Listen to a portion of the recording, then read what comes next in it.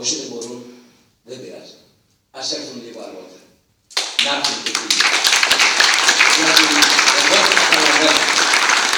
Υπάρχουν και άνθρωποι που νιώθουν ότι έχουν άλλες ανάγκες, άλλες δυσκολίες, άλλες προτεραιότητες, που φοβούνται, αδερφέ. Κακώς, φοβούνται. Για τη δουλειά τους, για το ένα και το άλλο. Σου λέει όταν εσένα με εντολή Σαμαρά σε κόψαν από το κανάλι. Εμένα τώρα τι μπορεί να μου κάνουν.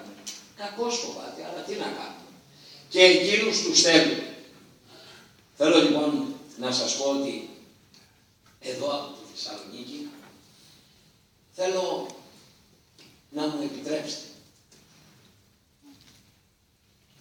αυτή την παράκληση να υποβάλω.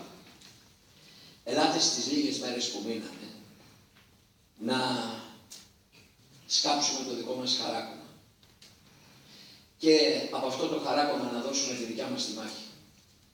Δεν είναι αίτητη. Η αρκούδα είναι γριά και έχει ξεδοντιαστεί. Κάνουν ότι είναι αίτητη και δυνατή. Πιστέψτε.